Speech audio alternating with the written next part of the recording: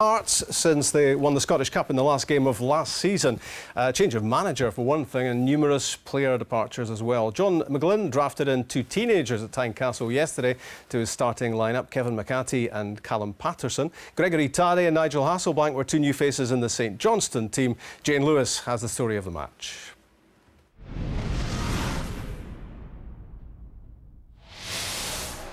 Before kick-off, there was a reminder of Hearts' successful end to last season. Despite major departures this summer, 7 players involved in the Scottish Cup win started against St Johnstone, and fans were introduced to new faces. Hearts were quick to threaten. Ryan McGowan's header was goal-bound, but for an acrobatic clearance from Callum Davidson. Up the other end, St Johnstone new boy Nigel Hasselbank combined with Liam Craig. He then rose well for the return ball, only for the upright to deny him. Hearts were then to be denied, nothing to do with the woodwork, but a timely interception. The shot by Andrew Driver, but Callum Davidson turned away the danger. Driver was again involved for Hearts. He teed up youngster Callum Patterson. That would have been some debut for the 17-year-old.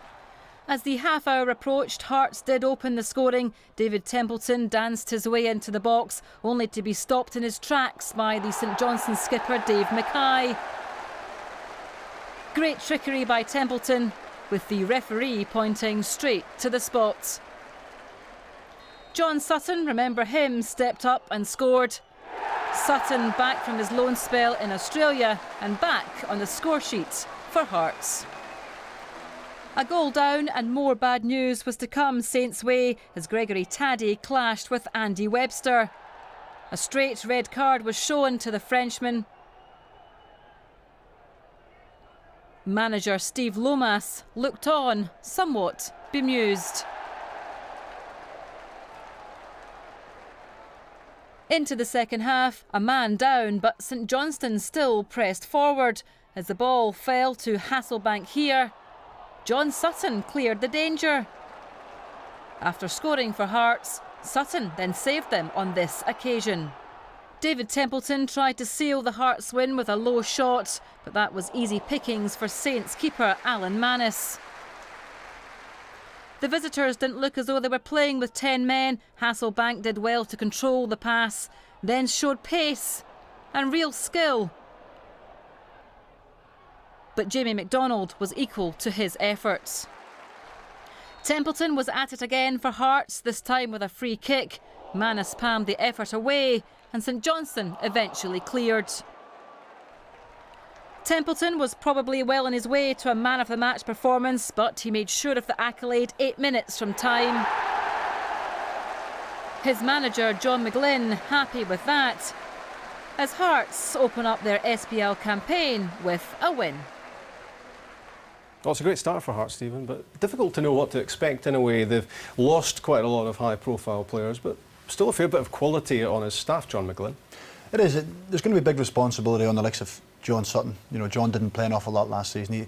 He leads the line very well. He's a physical presence up front. Maybe takes a little bit of pressure off some of the other players. And, you know, losing Rudy Scatchell, you lose goals, and that's what they've lost. John's going to have to chip in with goals. David Templeton, we've seen there, is going to have to do more. They've lost Ian Black in midfield. So, but what it does, it opens opportunities for younger players to come in. John McGlynn has said he wants to play younger players, so it's up to him to put them in, and the young boys have to respond. But Hearts, always big pressure pin on Hearts. Hearts fans expect, especially after the cup final last season, they'll be expecting a big season this season again. Templeton's 23, Johan, so he's not a young player anymore, really, and I guess it's time for him to make his mark, isn't it? It is. He's got something I really like, though. He always keeps asking the defenders questions all the time. He's very direct, you know, he's got the pace, he scores goals for you, but he needs to step up and be much more consistent this season, definitely, you know, and, you know, really show that he's a big-time player.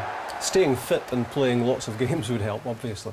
It is. Listen, every team wants a match winner. Everybody wants a player who can turn the game, especially in the SPL, Rob, when a lot of games are tight and compact and, you know, it's hard to get through a defence. He's the kind of guy that can unlock a defence. He's tricky, he can play wide, he can play central, he can play just off in midfield. So he's got lots and lots of attributes, but he has to do it more consistently. Exactly what Johan's saying. Away from home especially, I think he finds it difficult going to tight grounds like Motherwell, like Dundee United, where defenders are closer, putting them under pressure. But he has to grow into that, and he has to start, you know, putting in more match-winning performances. St Johnstone weren't helped, Johan, by playing a fair chunk of the match down to 10 men.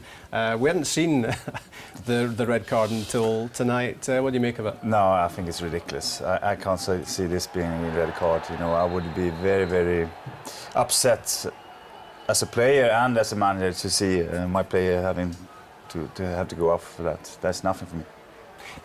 I think you were making the point earlier on, Stephen, that it wouldn't have been a scoring punch in the Olympic boxing ring, would it? No, it wouldn't have been. And it's disappointing. You know, Steve probably felt the side were well in the game then. Suddenly you go down to 10 men, it becomes more difficult. You've got to change your shape, you've got to change your formation, you've got to make substitutions, and it just upsets the rhythm of the team. Very, very soft. I think Stevie O'Reilly will go away, I'll have a look at it, and hopefully that'll be rescinded. And yeah, you'd expect an appeal, wouldn't you? Oh yeah, definitely. Yeah.